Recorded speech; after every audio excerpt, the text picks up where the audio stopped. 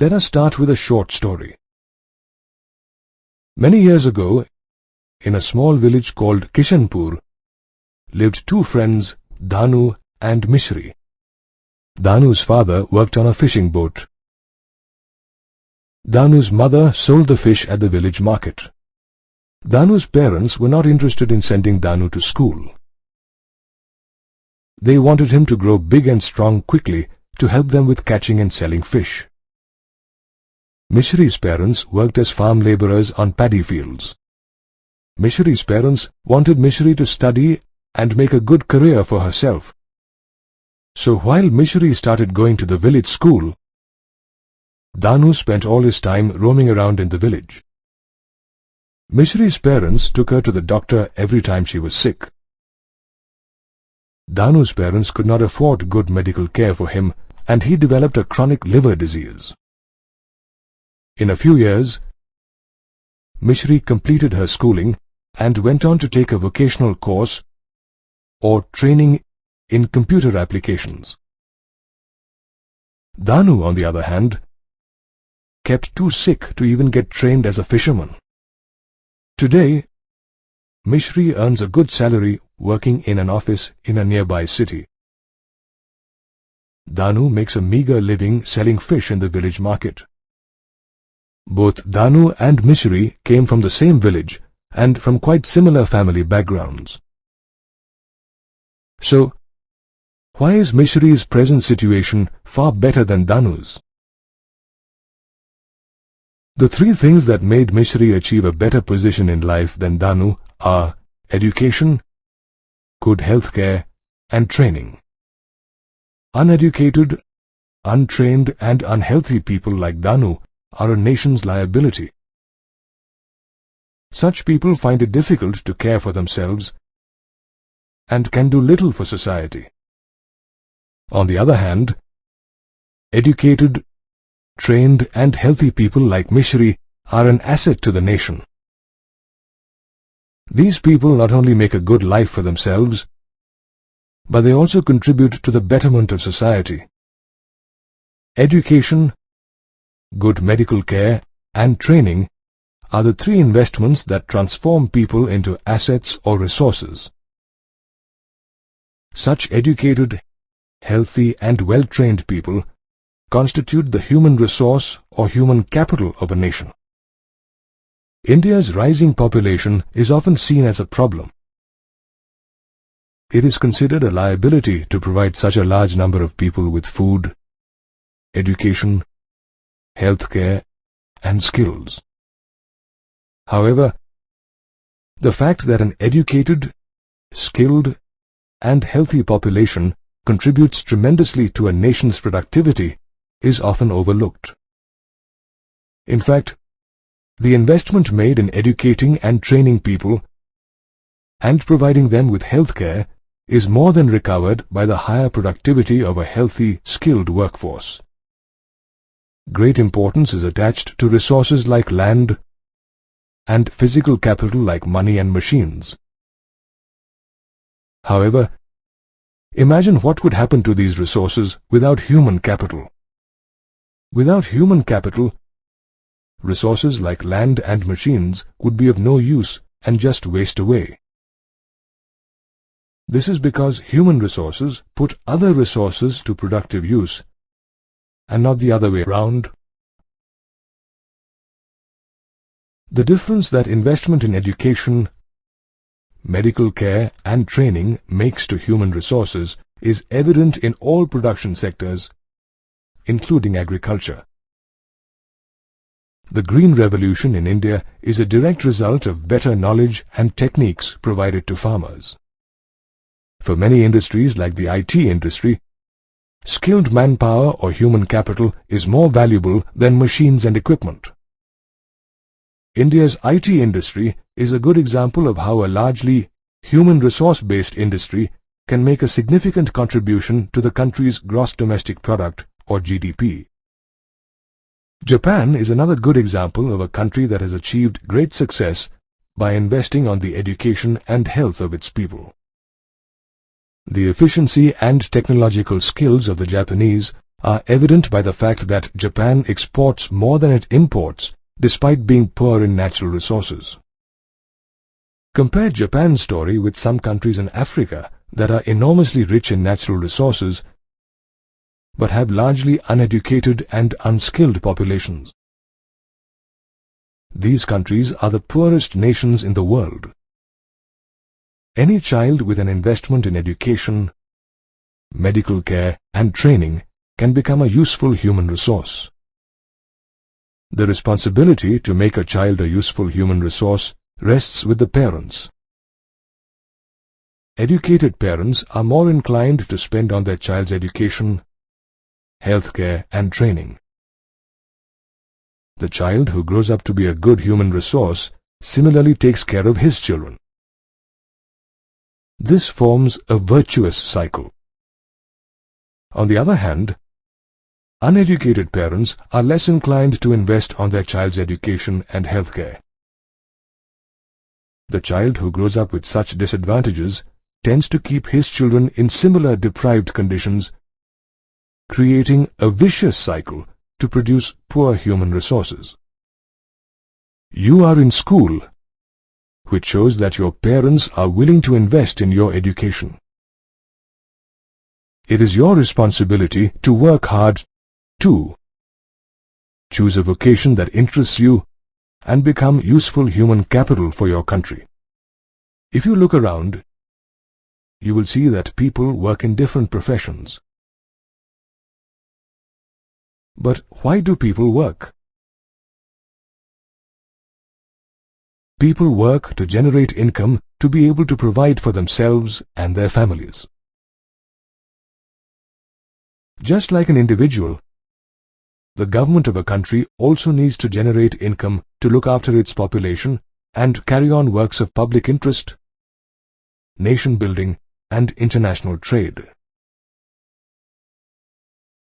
The national income of a country is measured by its gross domestic product, or GDP, which is the total value of all the goods and services produced in the country in a year. The different activities that people carry out to create goods and services, which contribute towards the national income, are called economic activities.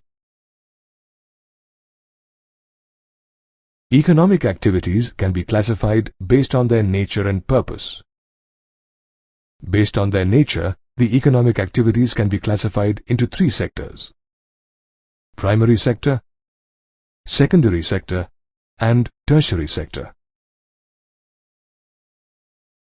Based on their purpose, economic activities can be classified as market activities and non-market activities. The primary sector economic activities are agriculture and forestry, animal husbandry, fishing, poultry farming, and mining.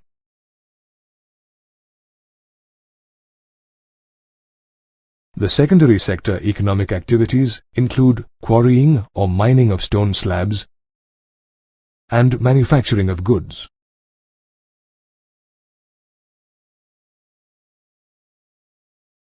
The tertiary sector economic activities include trade, transport, communication, banking, insurance, education, healthcare, and tourism. The economic activities performed with the purpose of generating income or profit are called market activities. Market activities include the production of goods and services for customers and salaried jobs. The economic activities performed with the purpose of producing or gathering things for self-consumption are called non-market activities. Non-market activities include small-scale farming, fishing, gathering jungle produce, and processing raw food by cooking.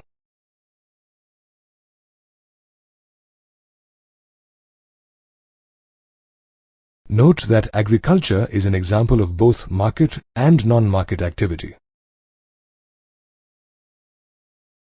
Agriculture on a large scale, where a farmer produces enough for himself and is left with a surplus to sell and make a profit, is a market activity.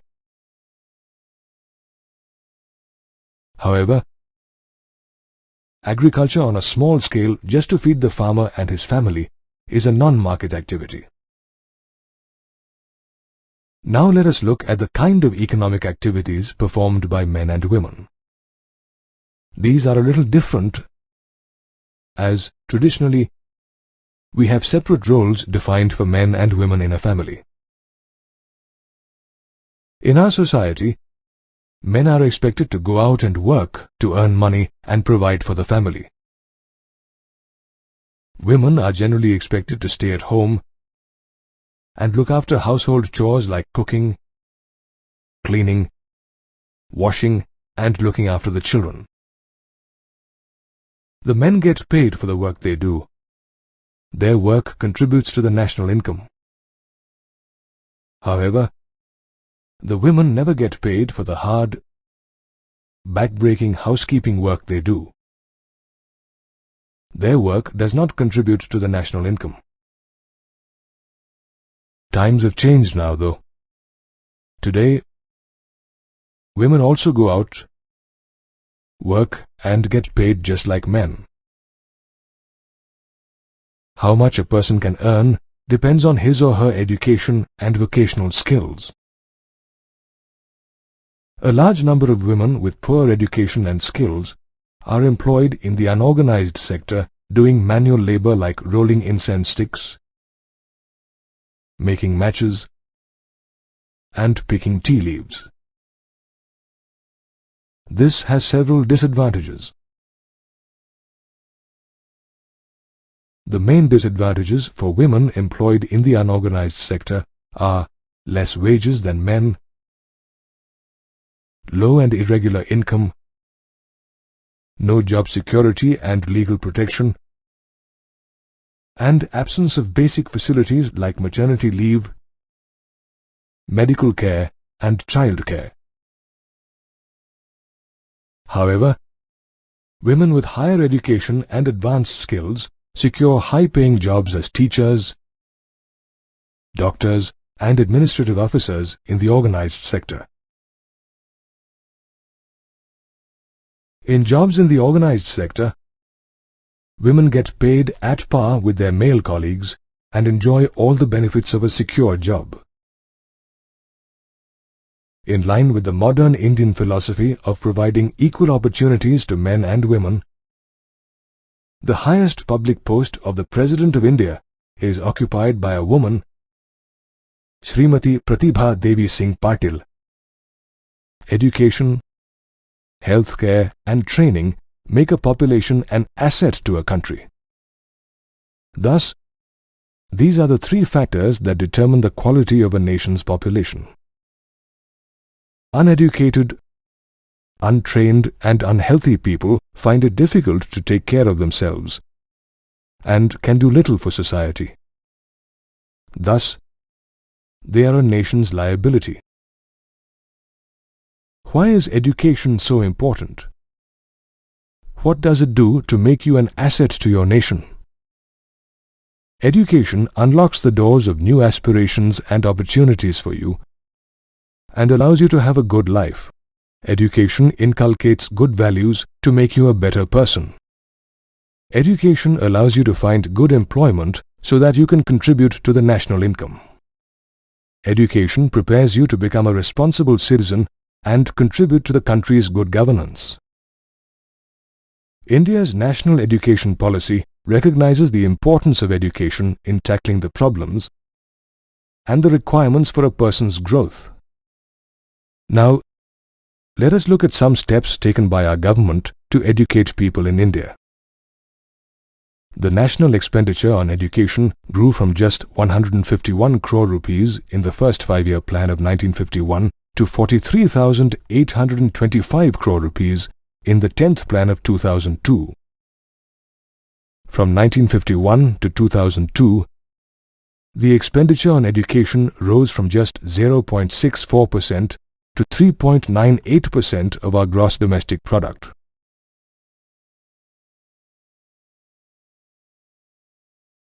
The government is in the process of establishing Navodaya Vidyalayas in every district of the country to provide universal access to education to all children, with special emphasis on girls. The central government has also launched the Shiksha Abhiyan in partnership with the state and local governments. This is a time-bound initiative to provide free, compulsory elementary education to all children between 6 and 14 years of age by 2010. The 10th Five-Year Plan for 2002-2007 focused on increasing the enrollment of students from 18 to 23 years of age in higher education.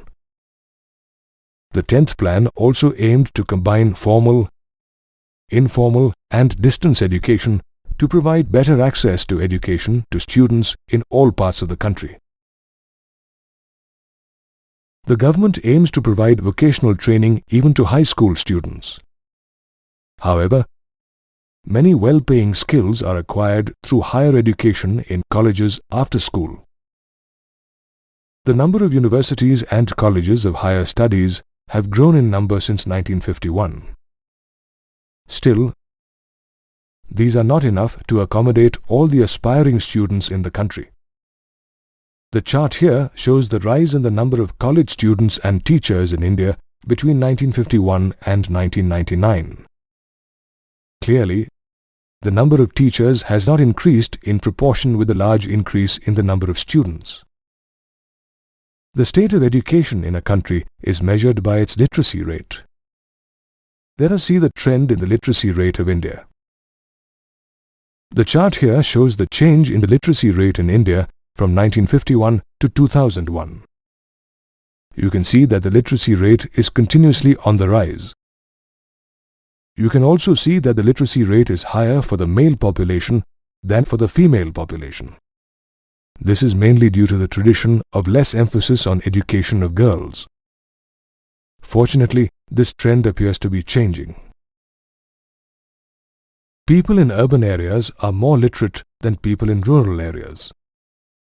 Among the states, literacy rates range from 96% in some districts of Kerala to under 30% in parts of Bihar and Jharkhand.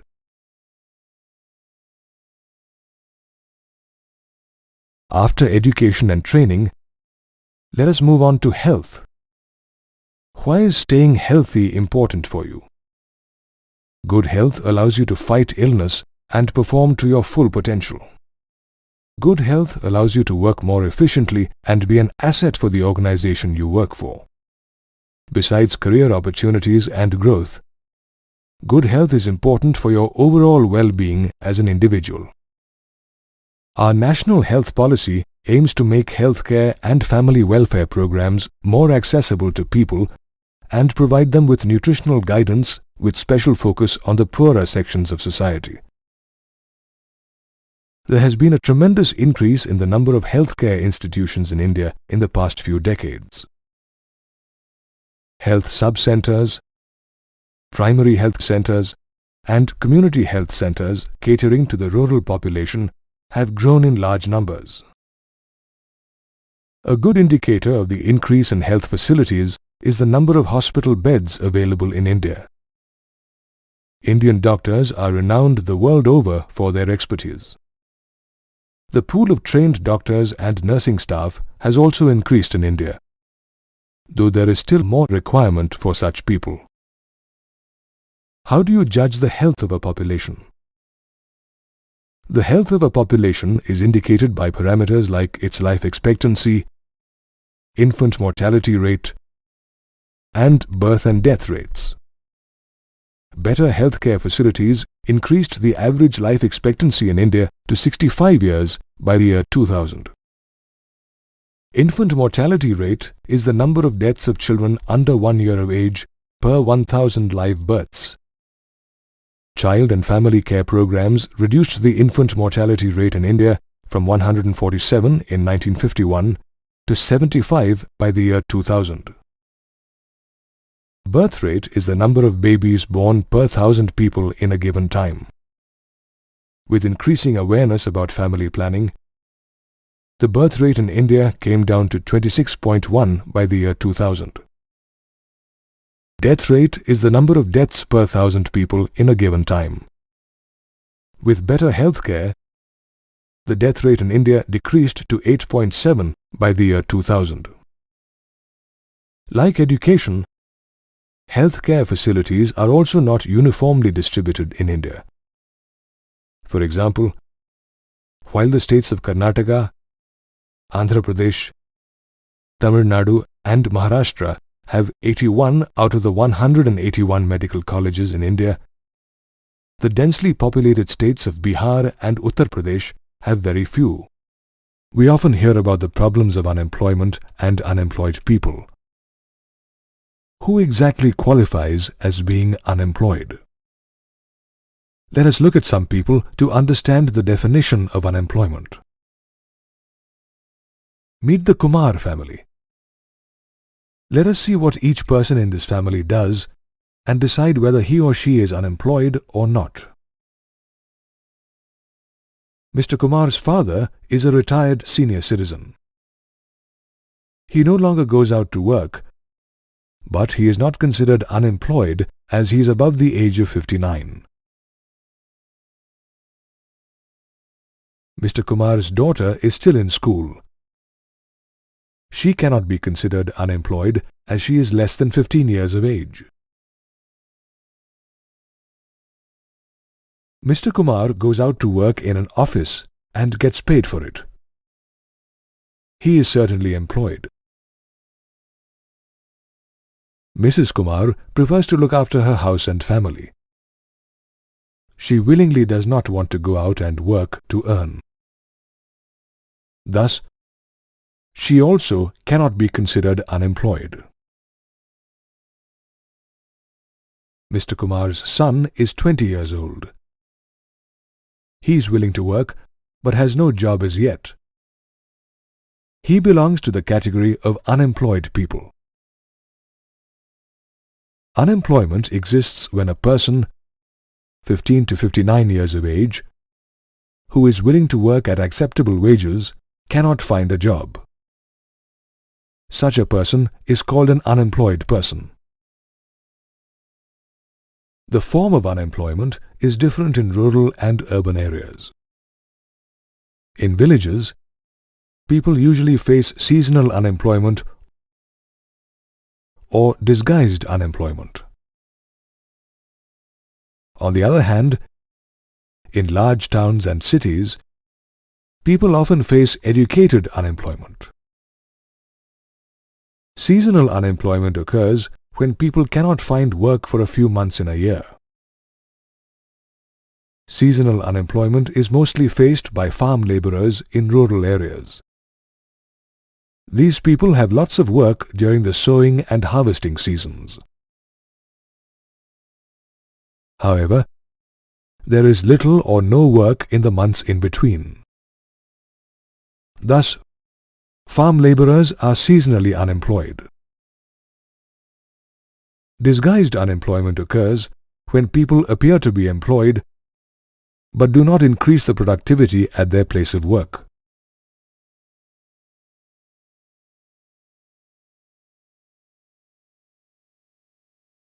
To understand disguised unemployment, let us visit Ramdin, a farmer who works in his field.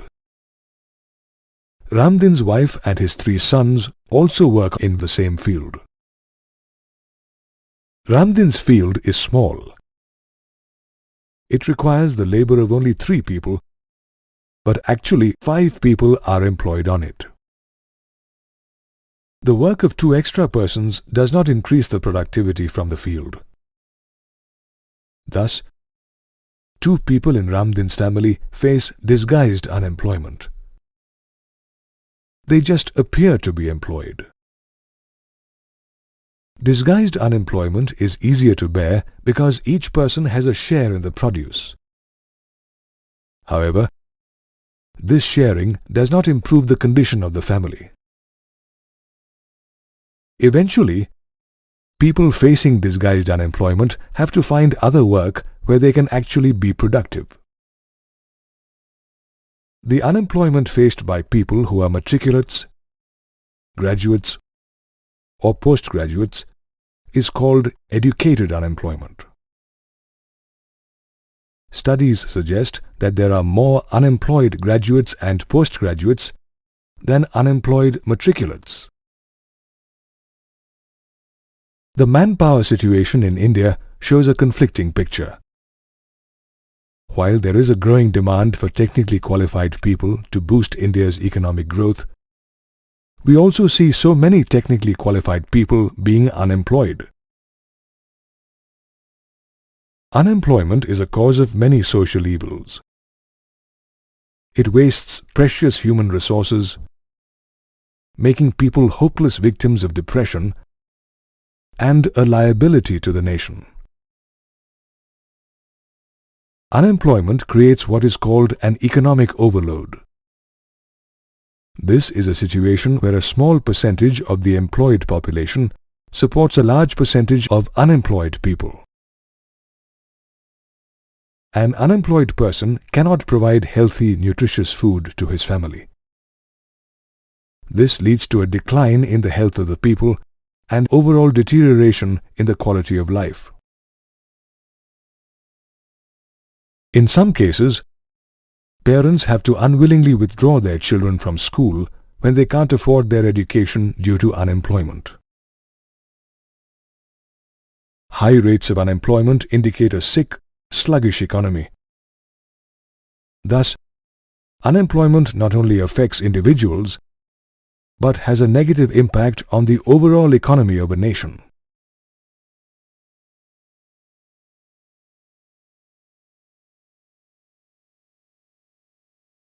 At 7.2%, the unemployment rate in India is comparatively low in the world. However, many people in India do not get the opportunity to work at their full potential and to earn the income they deserve. You already know that economic activities are divided into primary, secondary, and tertiary sectors. Let us see which activities in these sectors employ the largest number of people. In the primary sector, agriculture employs the largest number of people. In recent years, surplus labor engaged in agriculture has started moving to the secondary and tertiary sectors for employment. In the secondary sector, small-scale manufacturing units employ the largest number of people. There is no clear winner in the tertiary sector. However, this sector has opened new avenues like biotechnology and information technology to generate a large number of jobs for people.